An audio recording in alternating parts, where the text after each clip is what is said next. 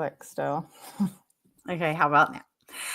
And we are live. Welcome, mystery and thriller fans. I'm your on-air host and author, Sara DiVello, and I am so excited to welcome back for the third time, lucky number 3, Megan Collins, here to give us the inside scoop on her brand new book. The night before it comes out, she's going to spill the tea, sing like a canary, tell us all her secrets.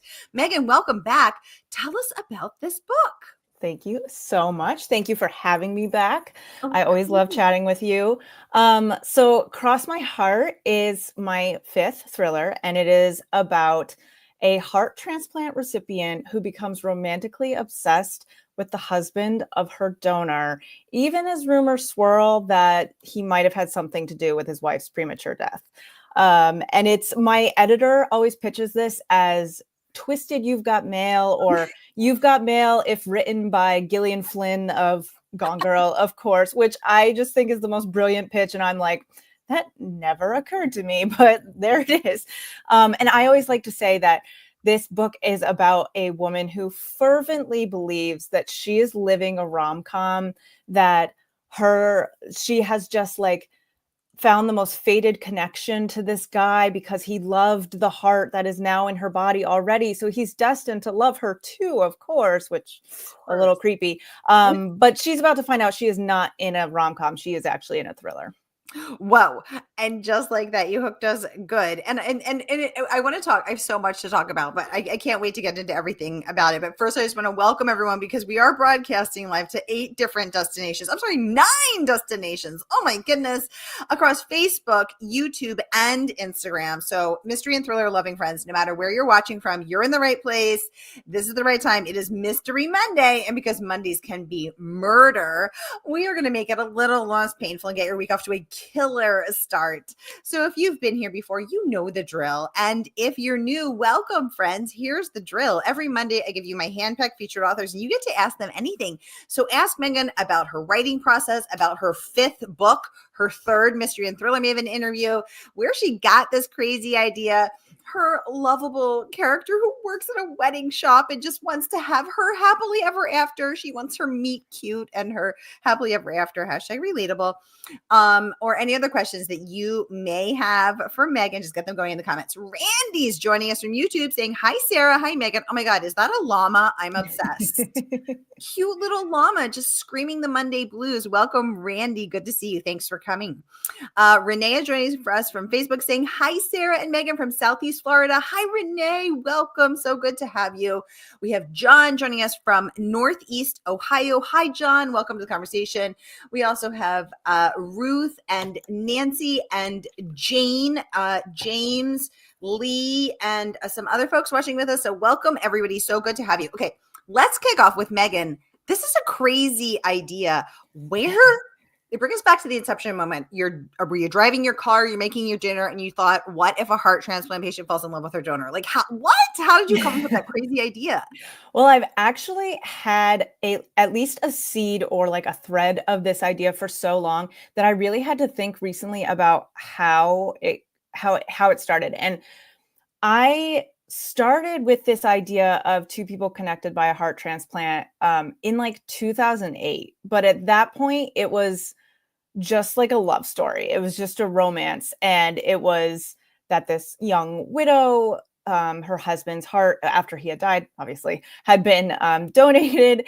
And, after a couple months, probably more than a couple months, she meets the guy who got his heart and then kind of starts this like conflicted like relationship with him. And that, I think, was inspired by an article that I'd read just of 2 people who did in real life get connected between with a heart transplant. They weren't, I don't think, romantically connected. I think they just became like friends. But that got me thinking. So I had that like sort of romance love story, and I got maybe like 2 pages of that written back then, and then abandoned it and went on to write other things that didn't get published until finally I did get published and was now a thriller author. And all that time, I think, like there was still something there for me. And at some point, I don't even remember when, it was like a few books ago, maybe, I just had this idea of how it could be made into a thriller instead, which is like now the premise that it is. And then I finally decided to just like, this was the time to go with that story. But yeah, and it's like most basic like inception point, it was from some news article that I can't remember where it came from, that two people made a really nice connection by the person who received the donated heart and the family of the person of the donor.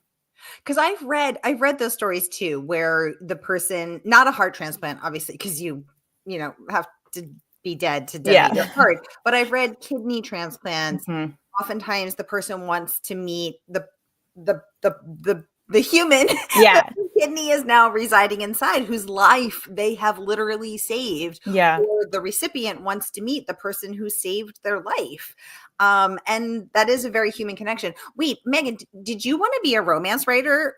I'm confused. Then or you just thought that would be a cute idea? I need I more. think, I mean, it wasn't like, I don't think it would have been like a romance the way in, the way that the genre is. I think it would have been something that would be slotted into like women's fiction, even though I hate that label. And but yeah, I think at the beginning, like when I was first starting to write novels and write ideas for novels, I was not writing thrillers. I was writing more like women's fiction, book club fiction type of stuff. My first two novels that never ended up published are that kind of book. But they all had like secrets and like suspense. So I feel like the thrillerness of me as a writer was always there. And it was just like needed the right idea to come out, which ended up being my debut, The Winter Sister. I did not know that about you, Megan. This is so interesting. Renee is saying that he did meet the donor's mom, and she said her son loved pizza and beer. See, I love stories like that. Kim, welcome to the conversation. So good to have you here on Facebook. Renee wants to know, how long did this novel take you to write? Yeah, start to finish, soup to nuts, A to Z. So I plotted it in this very like, I looked like I was trying to solve a murder way in my guest room with all these sticky notes and like weird rows and things connecting. And Yes. that I did that for like a month of like brainstorming and plotting and everything. And then working on like putting together submission materials for my publisher was a couple months, and then they bought the book, and then I had to write the actual rest of the book. And I did, so like all in all, I would say it was like a year of brainstorming and drafting, and then another few months of revising. I love that. Well, the book is, I mean, I think that seems really fast to me, who's in the slow lane, the turtle lane over here. It took me 10 years to write my book. So I'm like, oh my God, you're in the fast lane, the fast pass lane, just speeding along.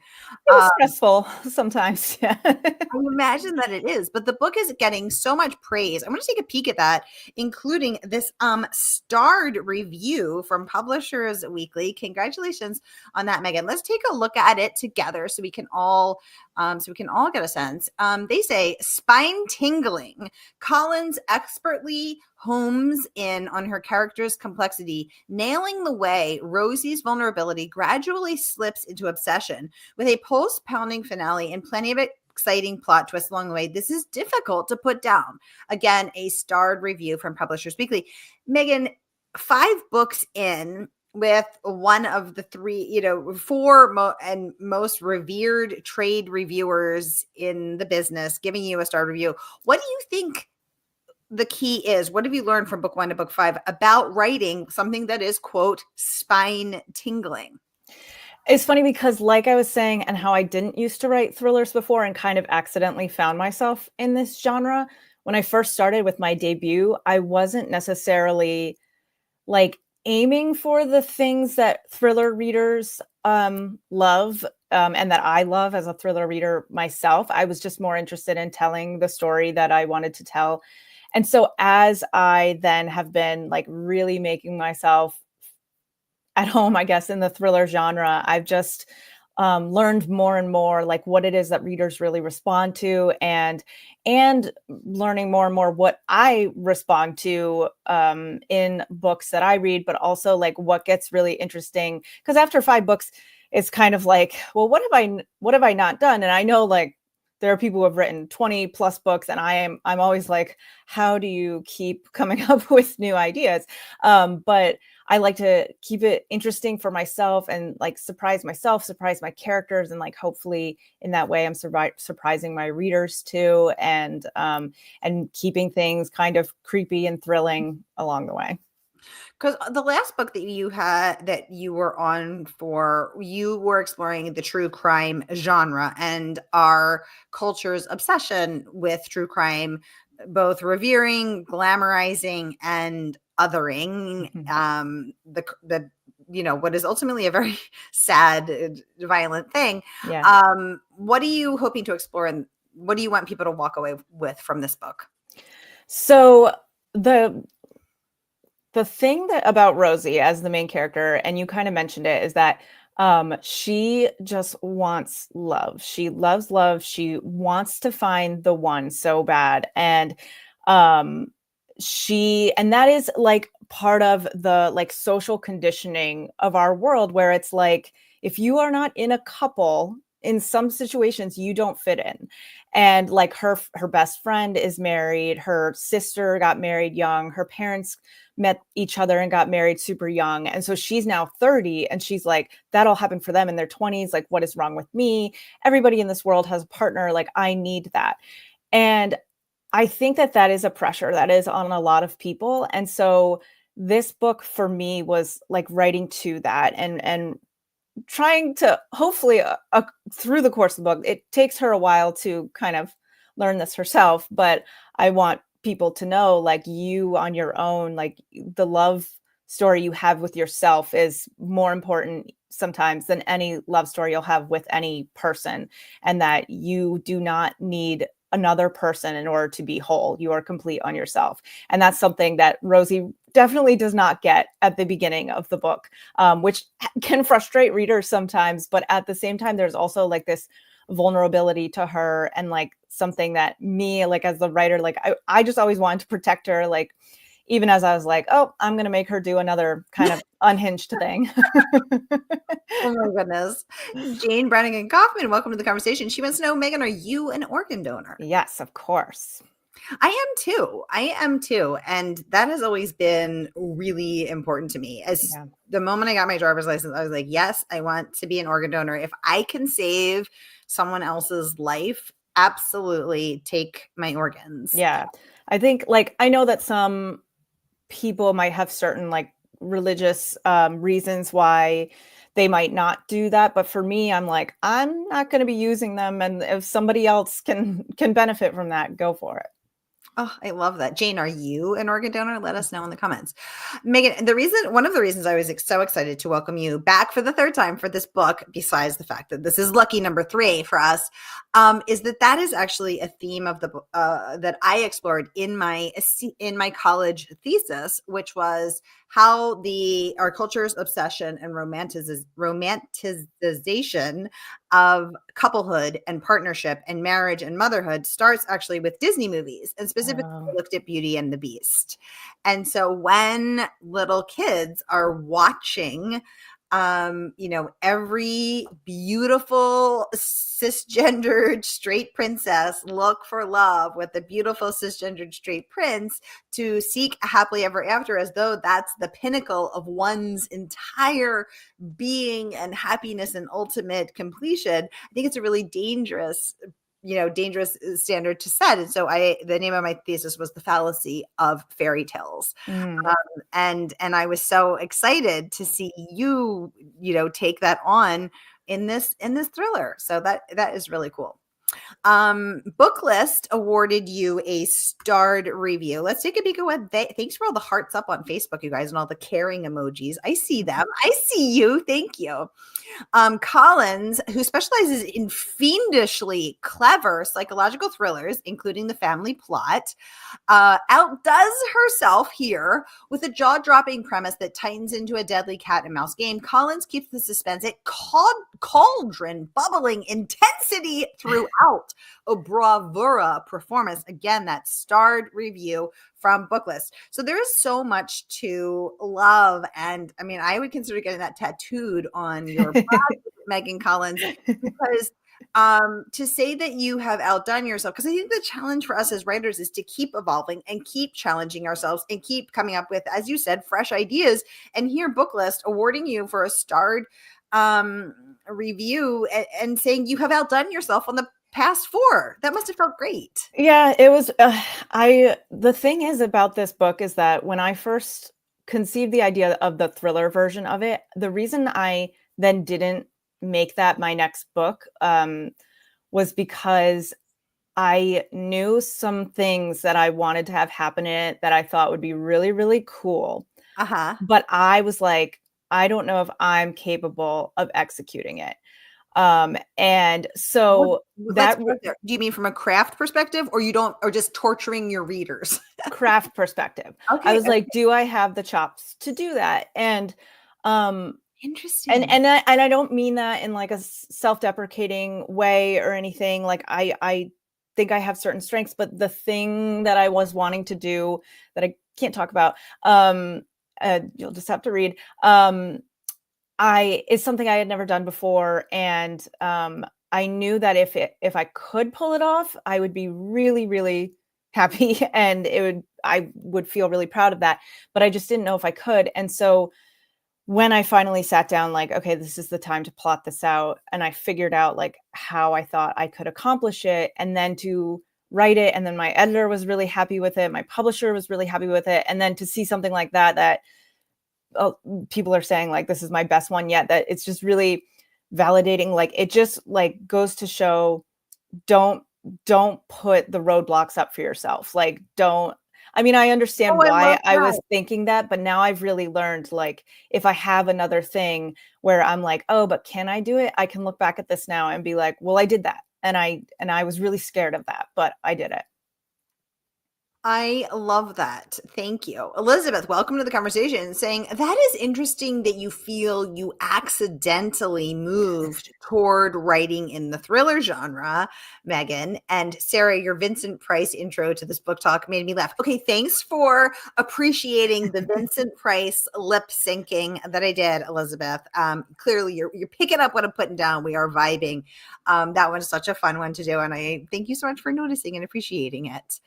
So you were accidentally moved. Will you be remaining here now that you have been accidentally moved here, or will you be accidentally moving to some other genre in the future? What do you see for yourself, Megan?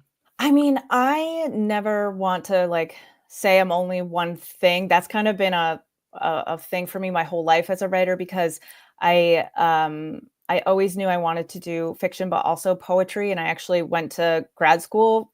Like my MFA is in poetry. And then as soon as I graduated with that, I like started writing novels. But I've had poetry published and stuff, and I love that. But like, so basically the point is I never want to just say I'm only a fiction writer or I'm only a poet. I'm a writer.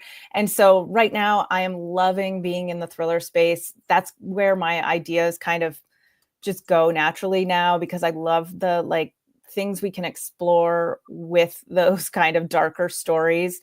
But if I were to get an idea that I was so like eager to write in horror or romance or anything, like I would still try to follow that, I think, while hopefully still staying in the thriller genre as well. Maybe trying to pull an Ashley Winstead, though I don't know how she does it, writing in multiple genres and amazing at all of them.